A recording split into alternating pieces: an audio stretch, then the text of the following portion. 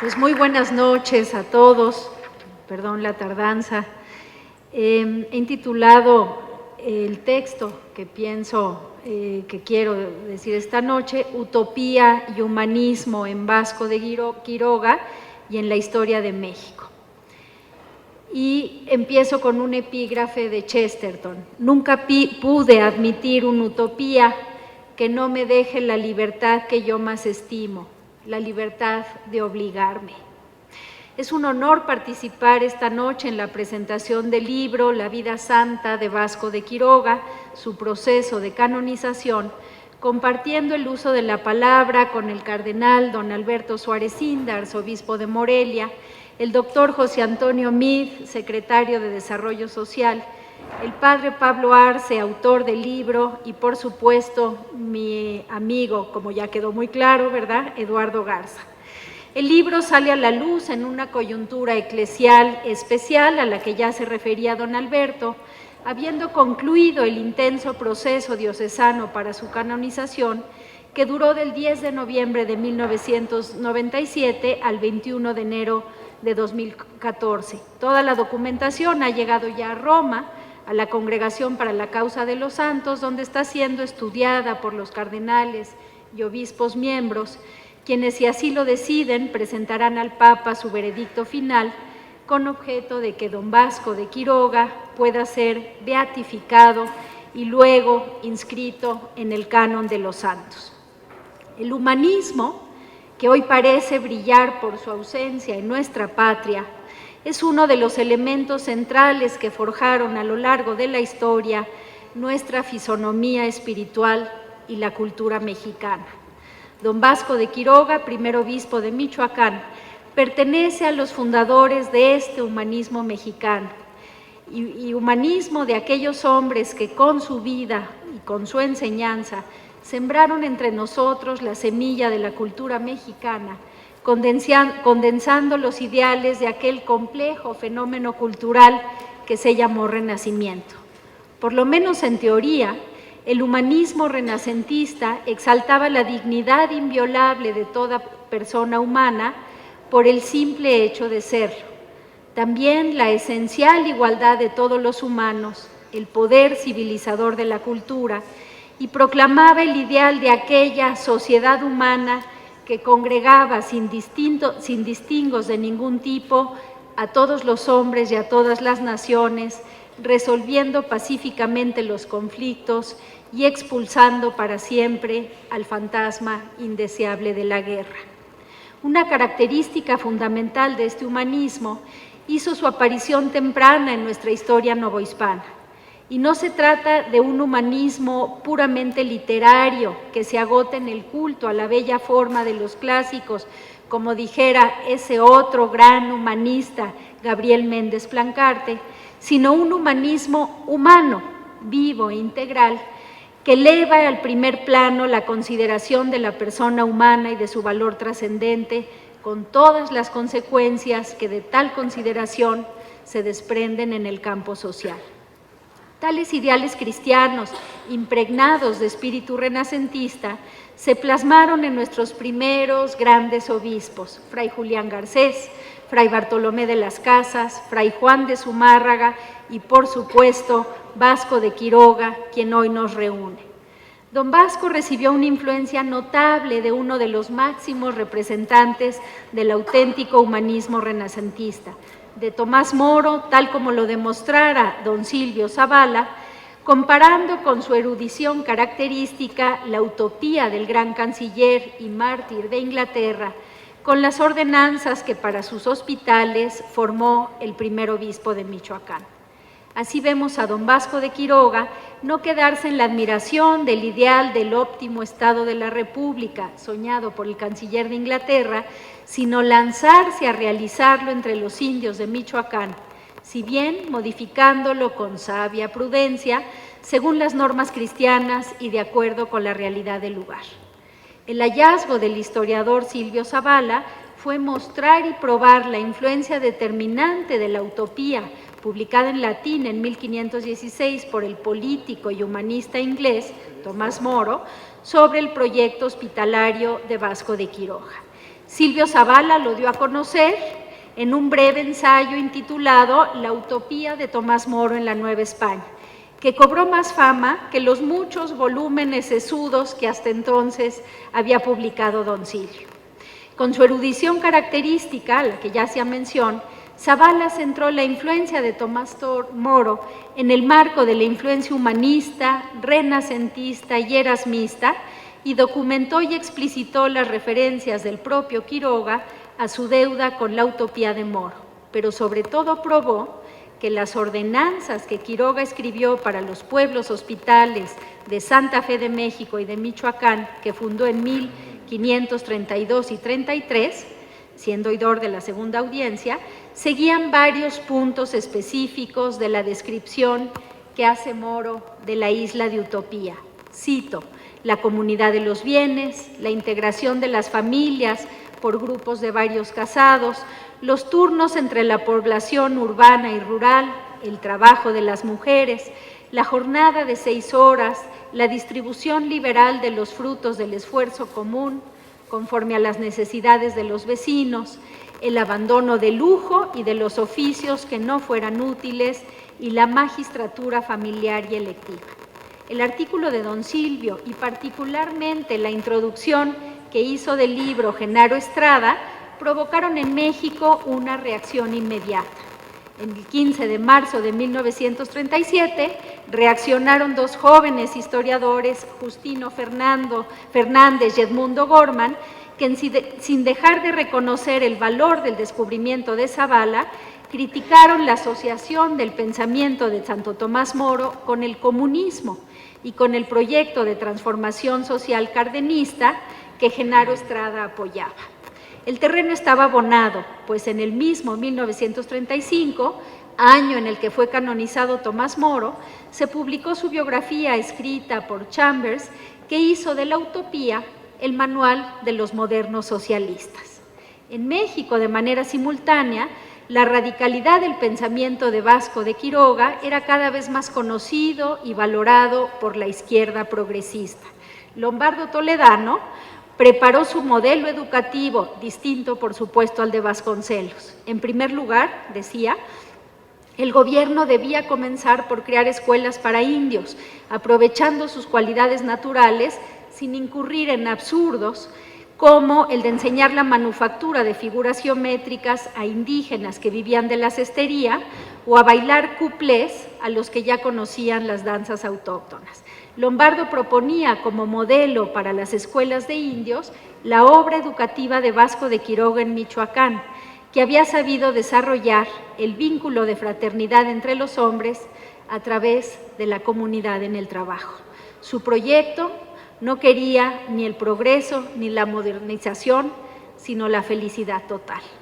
Pero no pasaron muchos años para que los católicos mexicanos que ya militaban activamente en política reconocieran a Moro como su santo patrono y al proyecto michoacano de don Vasco como modelo de bien común, principio eje de la doctrina social de la Iglesia.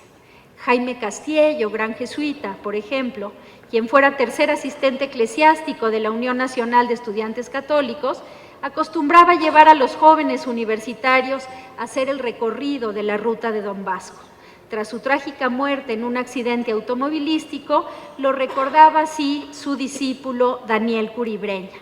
México es aún tierra de conquista, de misión. La obra de la nacionalidad no está terminada. La verdadera incorporación del indígena había quedado trunca. El universitario católico debía ser el primero en atender esa necesidad y tratar de remediarla. Teníamos que resucitar los grandes ejemplos de esa época y, apoyados en la tradición, lanzarnos hacia el futuro. Había que convertirnos en otros Vascos de Quiroga, universitarios y apóstoles. La canonización de Moro y la efervescencia social mexicana al cierre de los años 30 del siglo XX crearon un ambiente propicio para el estudio del pensamiento utópico. Cito: hay entre nosotros, cito de Utopía, varias personas que ansían ir a Utopía y sobre todo un piadoso varón y teólogo de profesión, y no por la vana curiosidad, sino para que la religión nuestra, allí felizmente establecida, crezca y se difunda. A fin de mejor cumplir y realizar este buen intento, propónese solicitar del Papa que le envíe en misión allí, haciéndole obispo de Utopía, no dudando que le será otorgado su pedido, pues no le mueve el deseo de honor y de lucro, sino de celo piadoso. Fin de la cita. El mexicano universal Alfonso Reyes publicó también su libro Utopías Americanas, identificando con una emoción desproporcionada, poquito carente de rigor histórico, a Vasco de Quiroga con el citado obispo de Utopía. La identificación de Quiroga con el obispo de Utopía de Moro no es creíble históricamente, como lo dice también Pablo Arce en su libro. En 1516, Tomás Moro no podía saber los planes de Quiroga, que fue electo obispo de Michoacán hasta 1536. Historiador al fin, Zavala escribió a Reyes templando su ánimo: soy el primero en celebrar la inspiración feliz por la que invistió usted a don Vasco con aquel obispado utópico que desde la carta de Moro a Egidio, según todas mis noticias, seguía vacante. Sea como fuere, la utopía fue una fuente de inspiración decisiva para el experimento social de los pueblos hospitales de Santa Fe de México y de Michoacán, realizados años después por la Segunda Audiencia de México y Vasco de Quiroga.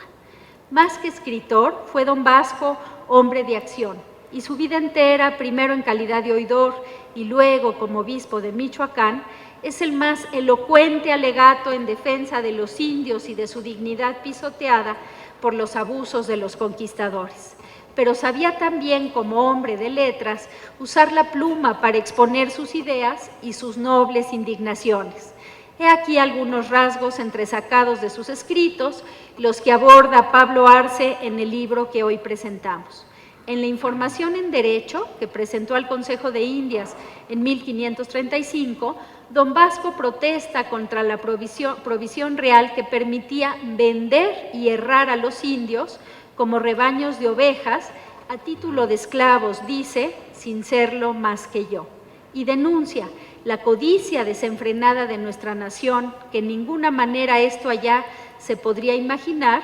cuánto y de la manera que sea. Aboga con determinación porque los indios se vean libres de la confusión e infierno de las minas, donde estos pobrecillos miserables que hacían de ser errados han de ir a parar y a maldecir el día que nacieron.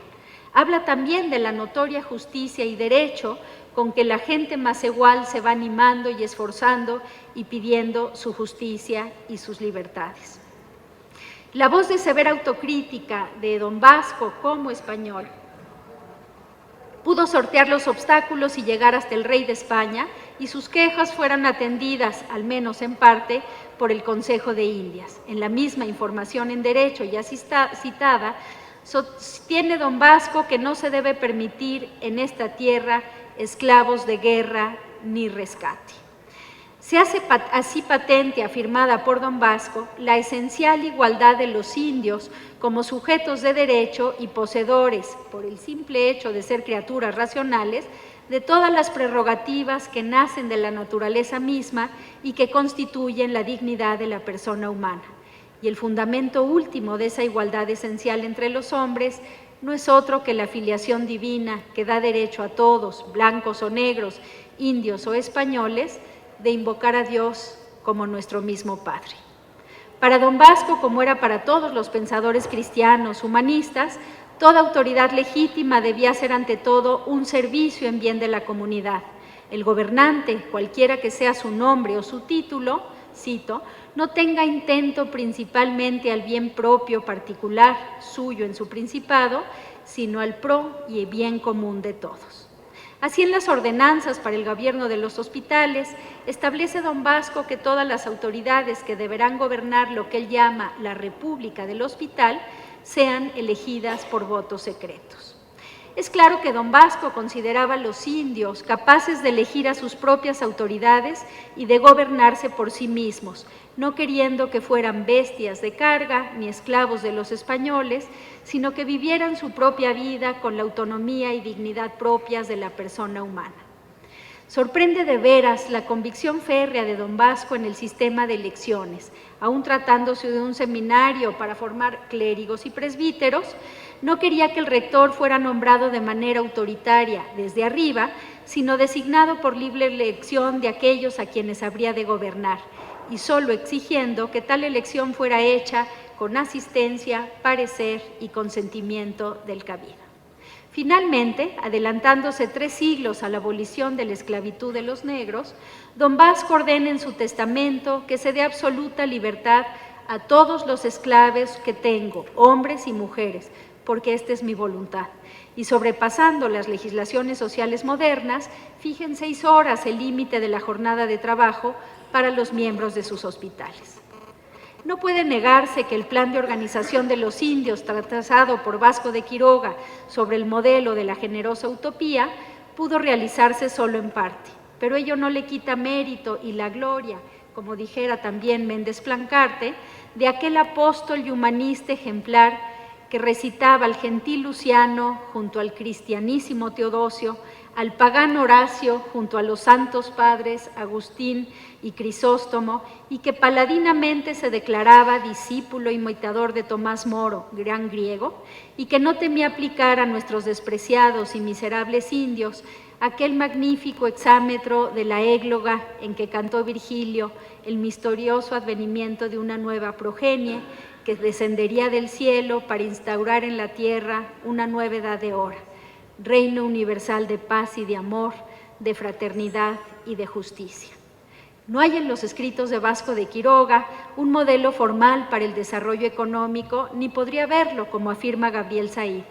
La formulación de modelos descriptivos de la economía aparecen en el siglo XVIII, los planes de desarrollo en el XX. Lo que hubo antes y que Vasco de Quiroga leyó, la República de Platón, la ciudad de San Agustín y la utopía de Moro, no fueron modelos de desarrollo, sino modelos de contraste. Servían, y aún sirven, pienso yo, para criticar a la sociedad contemporánea y proponer cambios radicales. Y siendo así, puede ser el modelo exitoso de Vasco de Quiroga, la doctrina social cristiana del siglo XXI. Muchas gracias.